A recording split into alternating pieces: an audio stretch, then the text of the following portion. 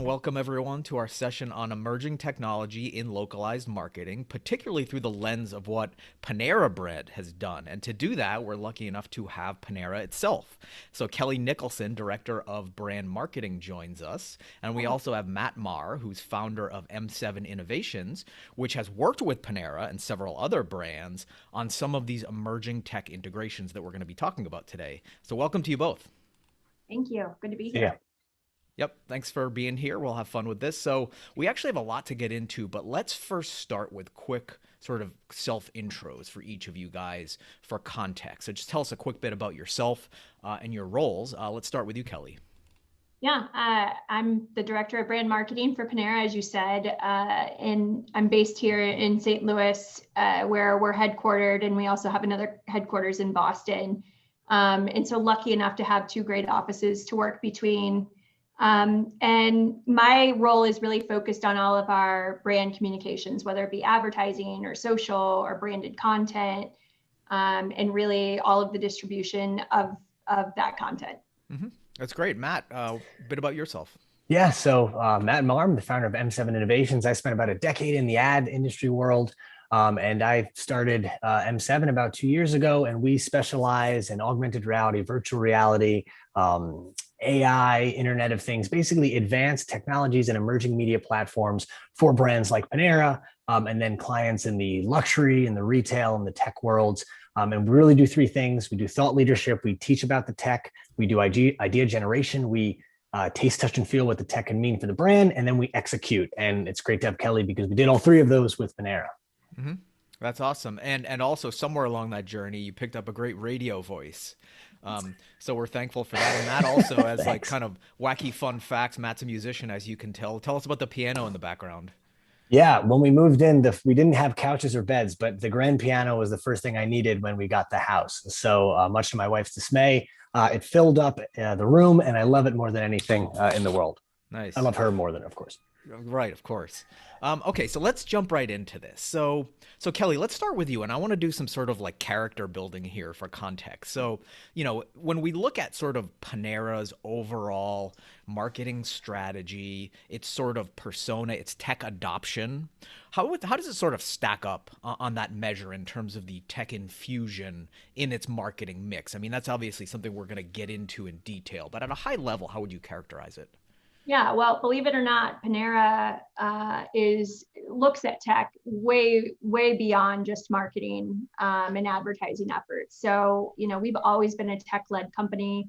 We were one of the first to digital in the first place years ago, before a lot of our both competitors and just other brands hadn't entered into that space yet. So I really think it allowed us to have an opportunity to be forefront in the digital and just digital capabilities as it relates to both how we advertise and market, but also how we engage with our guests. Hmm. So from a marketing strategy perspective, we really focus on knowing what matters to our customers.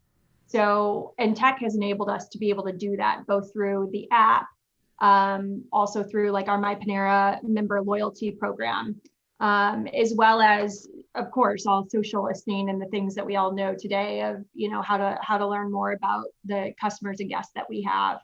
So it's been helpful that Panera has this sort of mentality, because as it relates to marketing, it just becomes easier to get that buy-in engagement from our internal leadership as well. Yeah, that's interesting. And at publications like Street Fight, we often spend so much time talking about marketing and martech that we often forget the sort of operational technological astuteness that's everything from like CRM systems to POS systems and inventory management and lots of other acronyms. So thanks for sort of bringing up that other angle. Now let's go one level deeper, beyond Panera's overall sort of DNA in like tech infusion, in its marketing and beyond. What about let's talk about the campaign that you both did together, right? So that utilized Snapchat lenses for some sort of in-store activations, among other sort of campaign components we'll get into.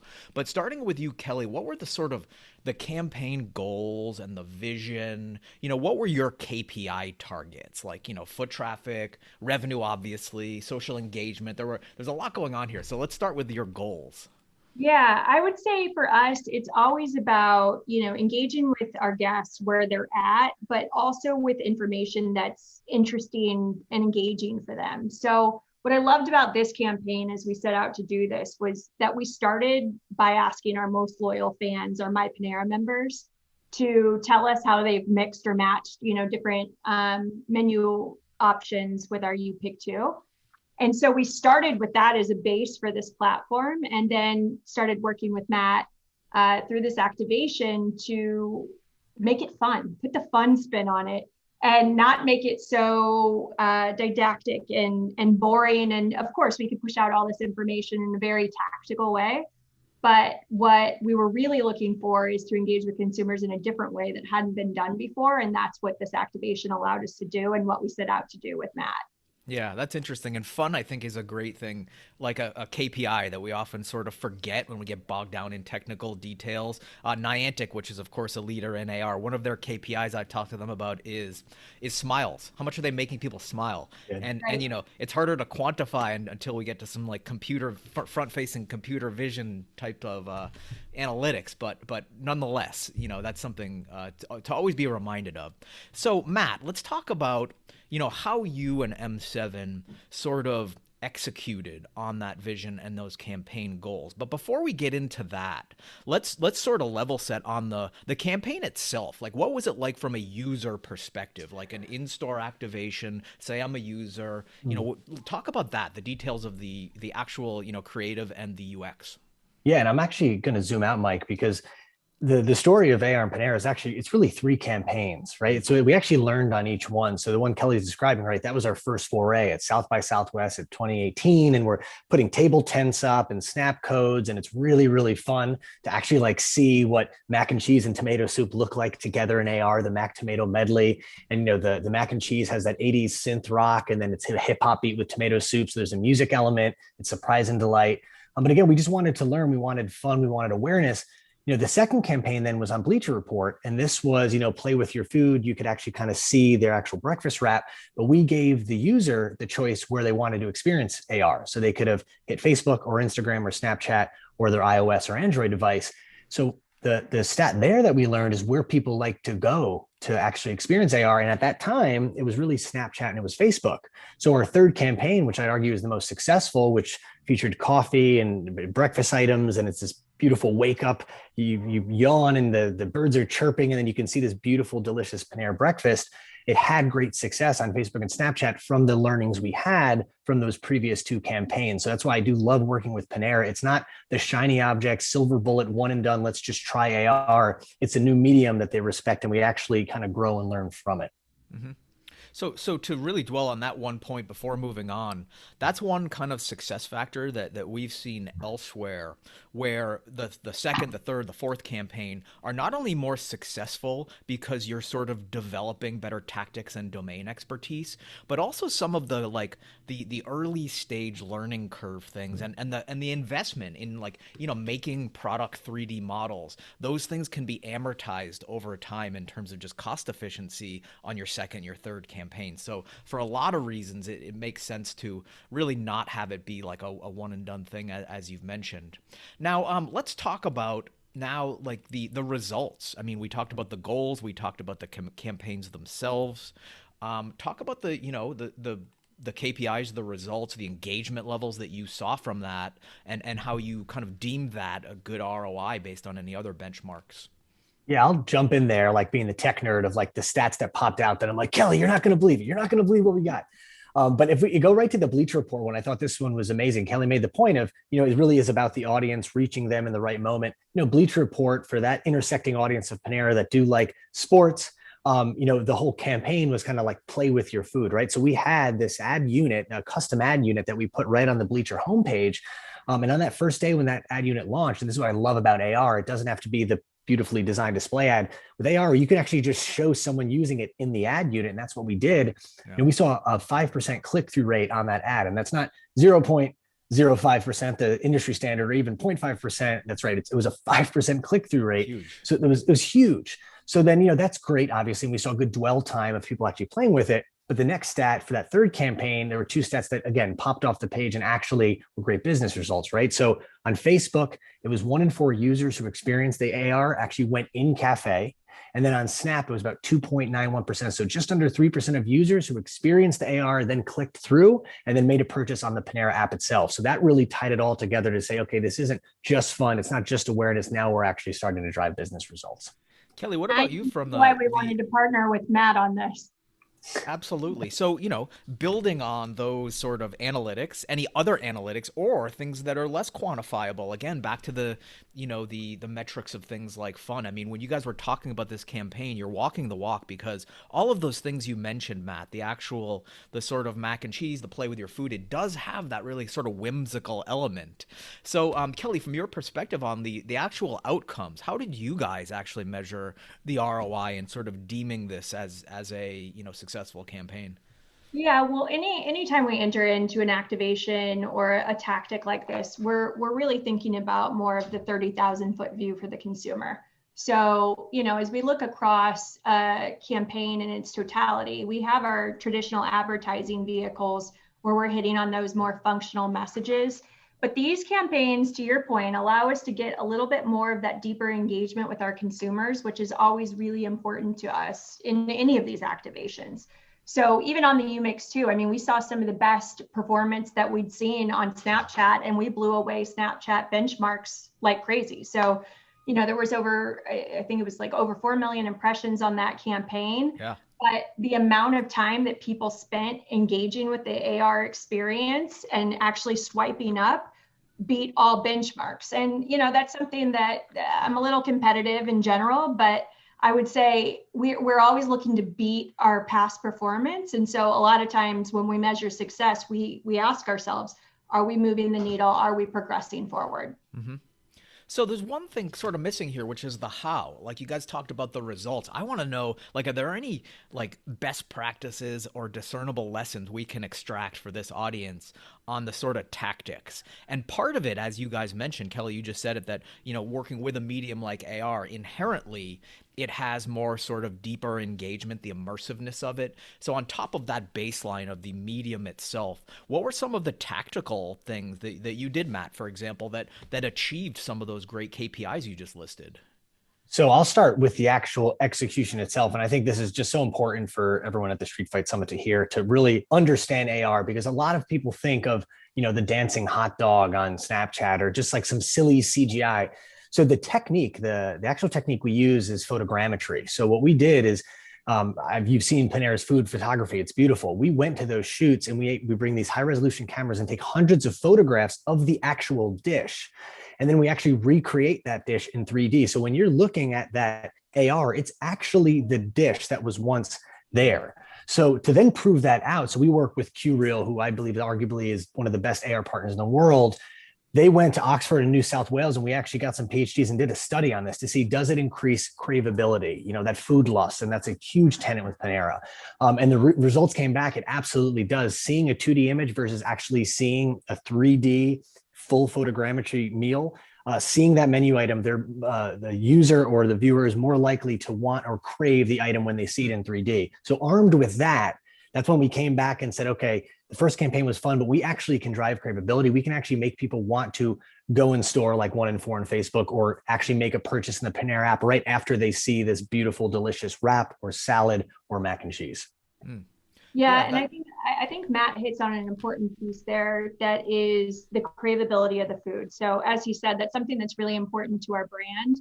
And so as we were going into this together and evaluating the creative and looking at how this was all coming to life, I really appreciated the partnership on that, because it's not an easy thing to achieve with food photography in general, but the capabilities that they have from a tech perspective to make it look beautiful and make it like people can actually like get in and get into the food. Like, it's amazing. Sometimes, as consumers, I think you wonder, what am I going to get? What's this going to look like? Like, am I going to hate this?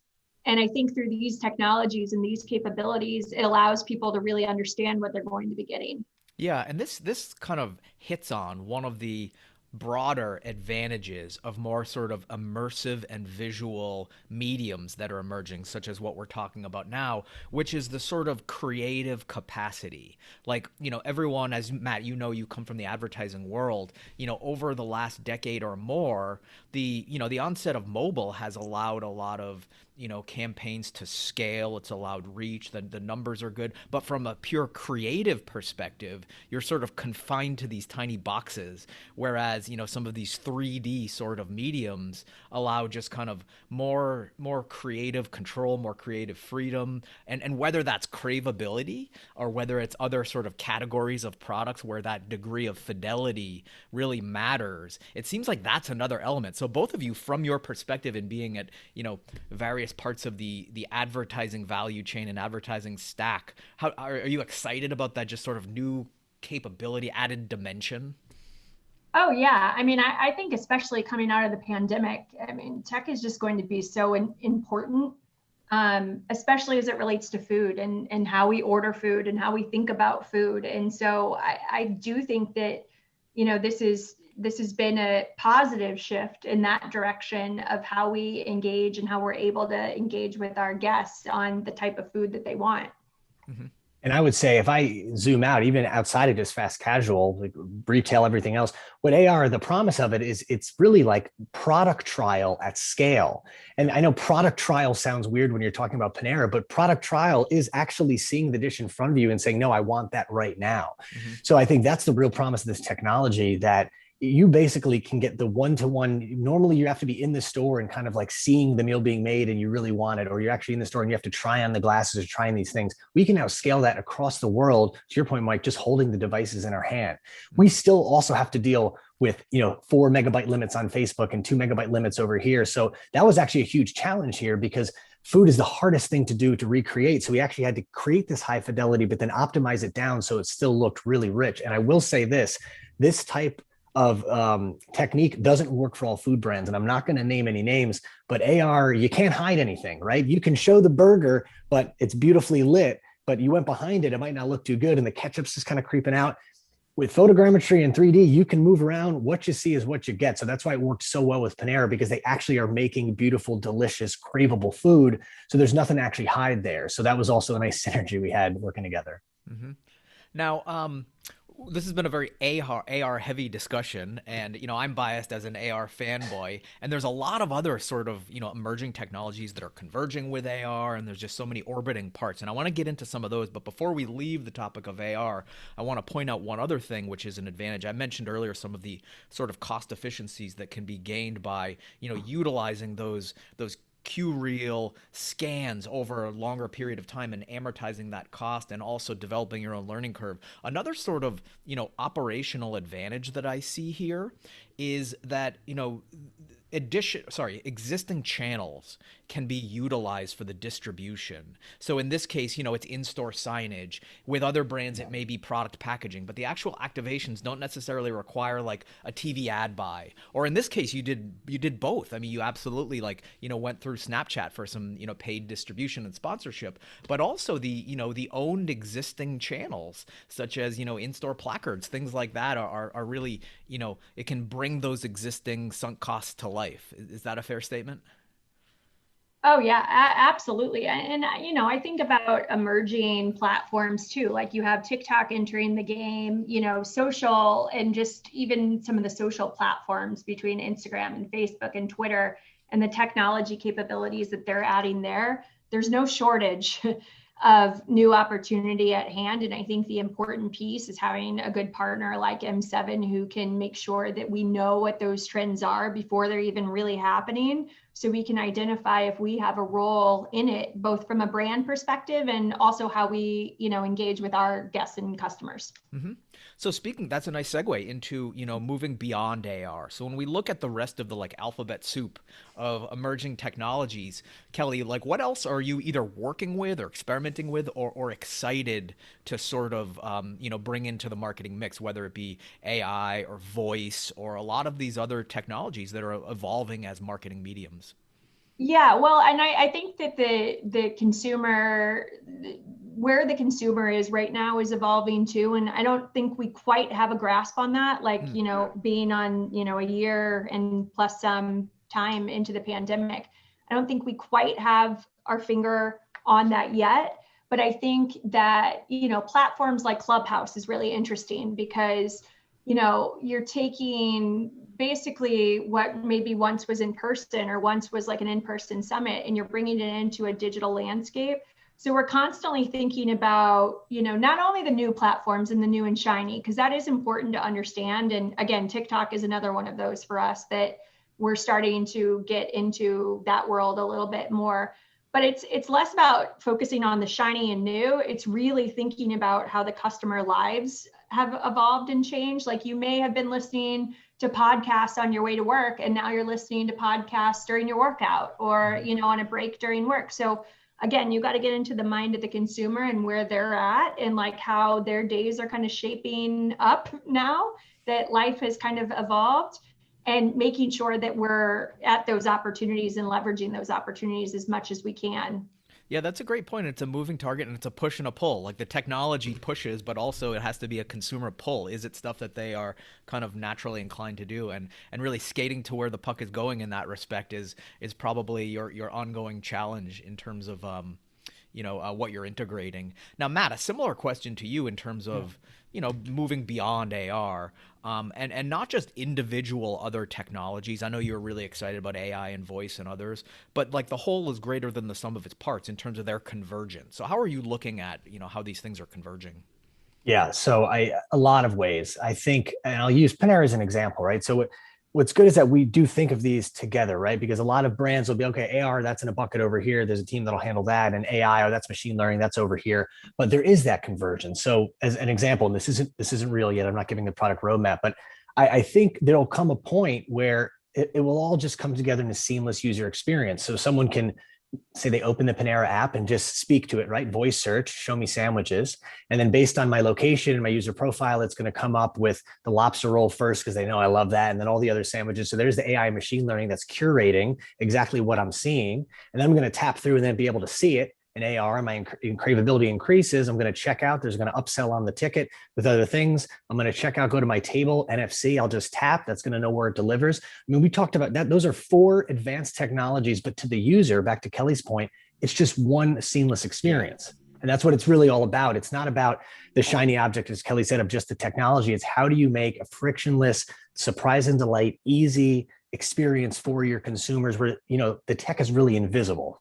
Hmm. Yeah, I really think that that's the intersection that we've been able to leverage through some of these activations that we've done. But also, what I'm most excited about is finding that brand kind of positioning, and what we want to do as a brand, mixed with where we can meet our consumers, mixed with the technology and the capabilities that we have to do that. So I think that sort of intersection of how we interact and the ways that we can interact through tech are just so powerful, and there's so Hmm. much road ahead for us. And you guys both bring up a good point in that consumers actually, or at least mainstream consumers, don't really care about the technology. They just want to be delighted by the end experience. And then again, that goes back to these sort of things like craveability and fun and smiles.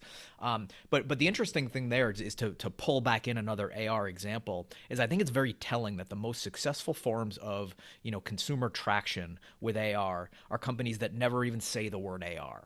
Snapchat lenses. They don't say it in a public facing way. Pokemon Go, others like that. It's the alphabet soup, the acronyms are not used in a public facing way. And I think that's a sort of broader lesson for all of us in terms of the tech integrations. It's great in discussions like this and sort of strategic positioning and learning lessons on the execution, but we never have to forget that from the end user perspective, it just has to be more plain spoken, right?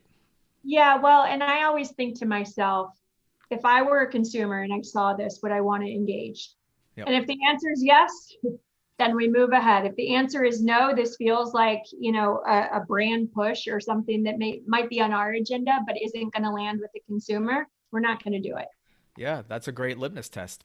So, sort of winding down here, we have about 5 minutes, and I want to give you guys ample time to talk about, we talked a lot about what you've done, what your philosophies are. Let's sort of take a fun forward looking sort of perspective. And I would love to get from each of you guys either sort of, one big prediction you have in the worlds of tech or marketing, or just like your overall view of where you things are going to go. So Matt, why don't we start with you? Just any sort of forward-looking predictions for the next let's say 3 to 5 years. 3 to 5 are gonna box me up. I was gonna go 25, but we'll do 3 to 5. Just 3 to 5, kidding. and then do 25. No, so I this is kind of overly altruistic in a way too. I think a stat to throw out there. Just we talked about smartphones, right? The end of the aughts, right? The end of 2009, average American time spent on device per day was 19 minutes. At the end of 2019, it's 3 hours and 48 minutes. We've crested over 4 hours now. So obviously, massive amounts of time are spent looking down at our phones. So if there's a prediction, I mean, every tech giant now, it's Niantic, it's Apple, it's Microsoft, it's Snapchat. They're all coming out with these heads-up displays or versions of these AR glasses, if you will. And I don't think the prediction is we're all going to have AR glasses where digital ads are going to be hitting us left and right. But I do think the whole heads-up display, the ability to lessen the reliance on our smartphones and constantly looking down, and maybe the information notifications that we get are put in this kind of heads-up display. And I just hope to say in the next 3 to 5 years, we change that number so we don't end up to 5, 6, 7 hours a day on smartphones, and we kind of claim some of that back, and we start to filter out some of those bad notifications. And even if we have them in that heads up display, we don't waste the 5 or 10 seconds of flipping and flipping. That's a hopeful thing, but we can chat in 3 or 5 years and see where it's at. And I'll add a quick bit to that. I think the key word there is ambient. Things that are sort of ambient in the background instead of like actively looking down, up and down. And I think we're already there if you consider AirPods. If you consider the sort of consumer acclamation to AirPods in terms of just their, penetration comfort levels, and they're, 99% of the day inactive. Completely. I think that one of the next moves, and this kind of gets into AR, it's less visual AR and more audible AR, but for Apple to sort of maybe open up a version of iOS or an SDK that is for audio, and that then creates this large base of apps that are things like find my favorite bar or things like that just are these nice little audio whispers as you move throughout your day. And of course you opt in based on the apps that you have, so it's not bombarding you. But don't forget, when we're talking about augmentation, don't forget about audio. I guess I'm telling the audience, and I know you know this well, Matt. So Kelly, kind of same question. What's your future outlook? Yeah, well, I'm definitely not going to have a better perspective on the tech outlook than my friend Matt here. However, I do think that automation and solutions that deliver on a more touchless experience, at least in the near term, are going to be really probably what we see a lot of, throughout the rest of 2021 and into next year. And, from the brand side of things, probably a lot more empathy as well in our messaging and our advertising, and thinking about not only like the cool, fun side of things, but the empathy behind it in how we can bring a smile to people's faces, considering everything that everybody is feeling right now and all of the pressures of the world. So I think that's going to be in the short term. And, in the longer term, I think Matt hit on a lot of, excuse me, let me start over. I think Matt hit on a lot of the tech side of things, but I think what we're really saying is the ease for consumers. So can I order my lunch without having to go, type on my phone? Can I just, ask Alexa to bring it to me, or, use voice to bring it to me? And, I think that is really going to be the movement and the shift that we see. And I think the pandemic has been a nice catalyst for us to think about off-premise dining, where we consume our food, how we consume our food, what that experience is like. So much, so much ahead of us on this. Yeah, well, that's actually a great place to end it. And as I'm sort of landing the plane here, Matt, I'll ask you if you can show off your new glasses for us. You want to? Yeah. So these are the if you want to see the Mac Tomato medley, you can see them right there. And this is one of our first campaign. If you flipped it over, you could actually hear the entire song. But yeah, or some of the work we've done with Bolé. These aren't real. Awesome. Well, Matt, you're walking the walk. I like to see that. Kelly, it was nice to meet you. Your comments were very illuminating, and it was just a really fun conversation with both of you. So I want to thank you for joining us. Yeah, Thanks so much, Mike.